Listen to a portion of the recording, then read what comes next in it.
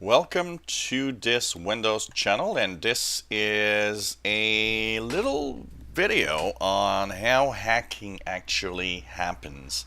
How is it that people get accounts hacked or computers hacked in some way? It is, of course, something a little mysterious for a lot of people, but it is something that also a lot of people have a wrong idea of how it happens. Now, a lot of people will say, hey, oh, it's Windows, that's why it's getting hacked. Well, I'm going to tell you one thing. It's much more complex than that. And actually, I often see, on Facebook or different social media, oh, yeah, well, if Facebook is getting hacked right now, so that's why a lot of people are getting hacked. Or Twitter's getting hacked, that's why a lot of accounts are getting hacked. Well, it's far from the truth because these websites are actually very secure. And although not impossible, even if they get hacked, doesn't mean they can access, for example, your personal details or your passwords. There are different levels of hack, and there are different ways of getting hacked. And 99% of the time, it's a very simple explanation. So we're going to examine that because I have too many people that just say, well, oh, my routers got hacked, so I mean, probably routers are not secure. Or my account got hacked, so I guess it's, the first thing that people blame is the service, not yourself. And I gotta say, yourself, you have a lot of it. That is the user problem, not Facebook, for example. So we see accounts that are hacked, and people say, well, Facebook always insecure. They get hacked all the time. No, individual accounts get hacked because people don't know how to have very secure accounts. So we're going to look at the details of what exactly hackers do to get access to a computer, to get access to an account, to get access to a website. So the first thing that hackers exploit: security flaws in websites, in software. Why do you think we always say update your operating system? Update your software, because a lot of that has to do with security flaws that are discovered within the software or the website, and they get into there by using a known vulnerability. So for example, when people hack into a big website and steal information, it could be that the website did not have secure access because it didn't update part of its code, part of its servers. But that happens to some websites, but not all websites. So yes, that is one that you might not have control over, but it is a small chunk of everything. It could be because your operating system is insecure. For example, if you have one known and important flaw that we know can get access from the internet, you can be hacked on your PC or on your Mac, even on Linux, simply because there's a flaw that wasn't fixed, and the bad guys can use it because they know about it. So that's one of the ways that it happens. If you update your machine, if you update everywhere, chances of being hacked get already very low. Very low because all the flaws are fixed. So that means we don't have a spot or basically an open door somewhere where we can actually go through. It's like having, your computer with a door open, or a window that you didn't lock while you left. It creates a possibility that somebody will check. Of course, data breach. I've just talked about how data breach can be a problem. Why does it affect you in a data breach? Well, it affects you in several ways. First of all, an example was the Yahoo data breach, which is a major breach. Now, when that happened, that means that all your personal information, including leaked passwords, are in the hands of bad guys. So the first thing you might think is, okay, there's a data breach at this website. That means you should change your password on that website. But there's a bigger problem here. If you're one of those people that uses the same password everywhere, now you got to change it everywhere. Because not only is it some bad guys will try on that website that was breached, they'll try it on every website that they know people will use regularly and try that password to see if it works. So that's another way that you can actually have problems. And this one, you might not have control over it because of the data breach that happened at the company itself. But there is, in many ways, a secure way to actually, even if your password's been found, to stay safe. And one of them is simply that you need to make sure you have two-factor authentication. That means you need the password, but something else, often your phone.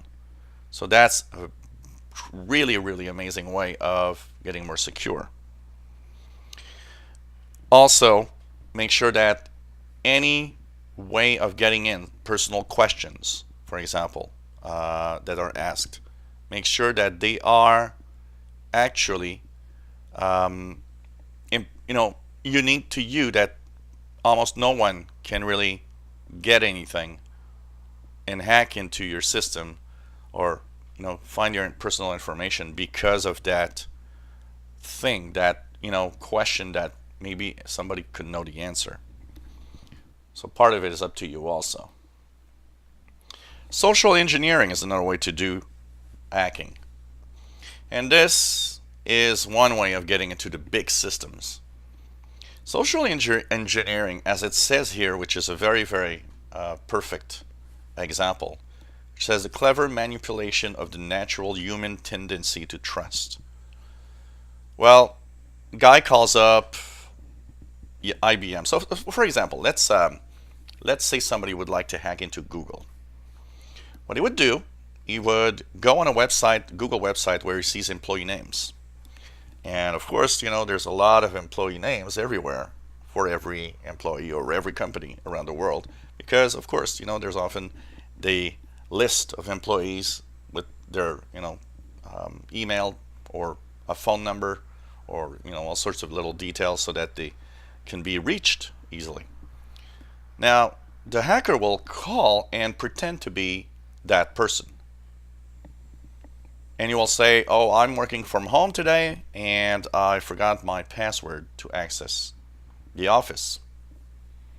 Of course, at first, they'll say, well, okay, well, we have a procedure. Do you know this or that? Do you have access to this or that? And of course, the hacker will pretend, well, I can't do it from here. And at some point, the hacker is, of course, nice like the guy and talking to him, basically building trust. And we have a tendency to want to help each other. So when another employee of the same company needs help, you want to help. And unfortunately, that is one way also that big services can get hacked. Because thanks to this trust, the guy in the phone is going to say, well, okay, I'm going to give you a temporary password so you can use it today. And what's going to happen is, of course, he just gave access to the, intranet of Google, for example. And now you can do a lot of things because they can start going around and seeing all the access that they can get from that account and so on, and find personal data that they can use to hack into accounts, for example. So that's another way the bad guys actually will, hack into companies. Keyloggers is another way for stealing information. But to have a keylogger, there are several things that need to happen. So either you have a security flaw, which means that it's possible to drop a keylogger from the internet without you knowing. It could be you got an email and you clicked on an attachment that had a keylogger. And now a keylogger will examine everything you're typing. But I just said there's something you need to do to have this happen. So for example, you need to, not do your updates. You need to click something you shouldn't click. You need, there's always something you have to do for this to actually happen. And of course, physical access. Somebody that had access to your computer can put a keylogger. An example, a friend of mine, she had her accounts hacked and password changed. And she was wondering how it could happen. And she had a keylogger. And the physical access was that her ex-husband, knowing a little bit about computers, was able to put a keylogger and see what she was doing online and find out what are the passwords she's using. And of course that's illegal. You could call the cops and have the person arrested for that. And this is something to be careful about. And finally, bad passwords. If you use something like that, 1, 2, 3, 4, 5, 6, which is, for, I don't know, 10 years in a row or more, the most popular password, you're just asking to be hacked. You're just asking to lose all of the access to your accounts. Because that's just horrible. And you should not use easy passwords. That's all I gotta say. It's something that is extremely, extremely bad. And one way that should not be overlooked, of course, is the forgot the password link. Every account, there's a forgot password link. There, it will ask you a series of questions, or will ask you to do some kind of verification. Sometimes, you got to be careful. Sometimes some of these things are too easy. A great example, I don't like websites that have the questions thing. Because, for example, one of the questions could be, oh, where were you born? It doesn't take that much to know from where you are, especially with an IP address. So, of course, to the question, where were you born, trying your hometown is probably the first thing you're going to do.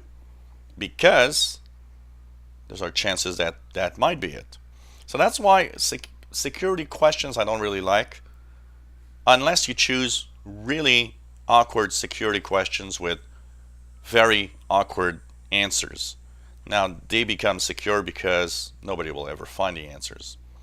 But be careful with that, because too many of these security questions are totally insecure because of the questions asked.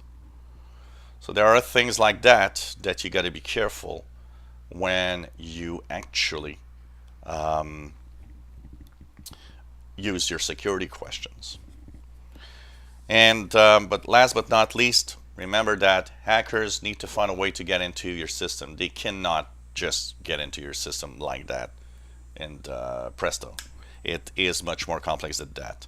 There's something that is wrong that lets them go in, because it's much more secure than you think to be using a computer when you actually follow the simple rules. Always update. Choose really big passwords that are very complex. Two-factor authentication. Not the same password everywhere.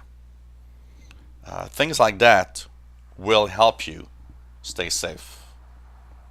And do not believe anyone that says, oh, well, these websites get hacked all the time. It's not true. 99% of accounts hacked, it's your fault, not anybody else's. So remember that. It's very, very important. So I hope you enjoyed this look at how hackers actually work and how it's done. And remember, being hacked means you are doing something incorrect somewhere. Unless, of course, there's a tiny chance of that, but unless the big companies get hacked by another type of like social engineering or maybe a security flaw. If you enjoy my videos, please subscribe, give us thumbs up. Thank you for watching. Hope you enjoyed the video.